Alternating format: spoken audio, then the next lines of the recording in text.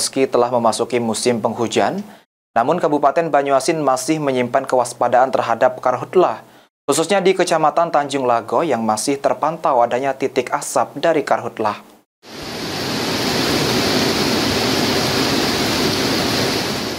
Meski wilayah Sumatera Selatan telah memasuki musim penghujan, namun beberapa daerah di Kabupaten Banyuasin, khususnya di Kecamatan Tanjung Lago masih menghadapi ancaman kebakaran hutan dan lahan, yang mana titik asap masih terpantau di beberapa lokasi yang menimbulkan kekhawatiran bagi warga dan pemerintah daerah setempat. Kondisi ini terjadi akibat lahan gambut yang masih kering dan mudah terbakar, terutama pada periode transisi sebelum hujan lebat turun secara merata.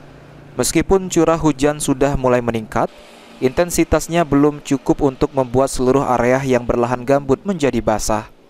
Petugas Badan Penanggulangan Bencana Daerah Banyuasin bersama TNI dan Polri masih terus melakukan pemantauan untuk mengupayakan agar tidak terjadinya kebakaran hutan dan lahan di wilayah tersebut. Meski sudah memasuki musim hujan, namun tanah gambut di Tanjung Lago masih sangat kering di beberapa bagian sehingga mudah terbakar. Untuk saat ini, untuk hari ini titik karhutlah selama 2 hari ini berkurang. Jadi ada sebagian juga, tapi tidak terlalu signifikan untuk masalah asap sudah tipis. Kemarin kita juga temukan di Tanjung Lago itu masih ada asap.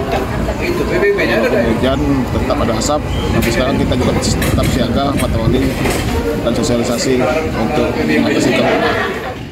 Meski demikian, pemerintah daerah terus mengupayakan penyuluhan kepada masyarakat terkait bahaya membuka lahan dengan cara membakar guna mencegah kejadian serupa di masa mendatang. Suryadi, PAL TV.